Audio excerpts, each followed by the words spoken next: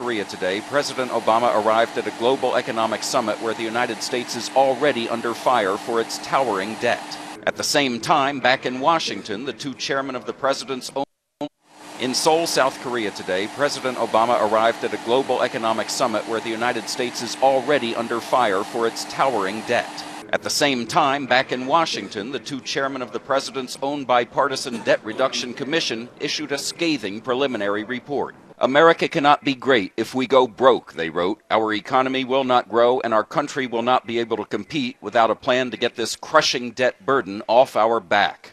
In the 50-page draft proposal, pain is everywhere. The federal workforce would be slashed by 10% or 200,000 jobs, more than $100 billion in defense cuts, farm subsidies cut by $3 billion a year. On Social Security, benefits would be reduced for higher incomes, and the retirement age would gradually increase from 67 to 69. Some taxes would be cut. Tax rates for the highest bracket of 35% could go as low as 23%, corporate rates from 35% to as low as 26%. And the alternative minimum tax intended for upper tax brackets but now hitting middle-class families would be eliminated. But overall, taxes would increase because many popular tax breaks would be slashed, including the mortgage interest deduction, which would end for homes over $500,000 and for second residences.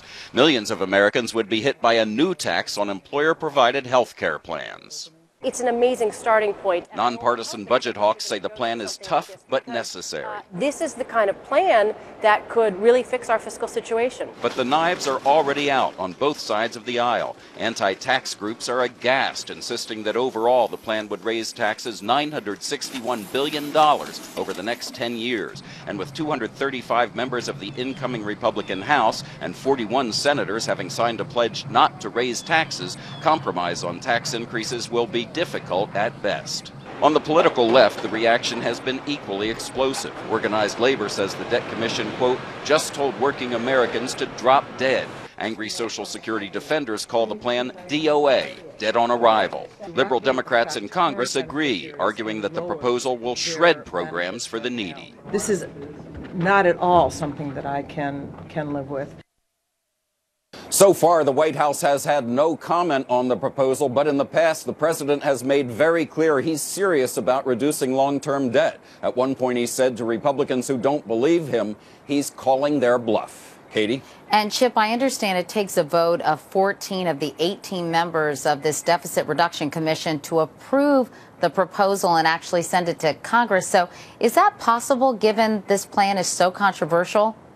Well, Katie, we're told it's highly unlikely. In fact, the Republican co-chairman of the commission, former Senator Alan Simpson, said today it's just a starting point. And Simpson, who's also known for his sense of humor, said he understands how unpopular this plan is. He said at some point he may have to join the Witness Protection Program. Katie? All right, Chip Reed, travel.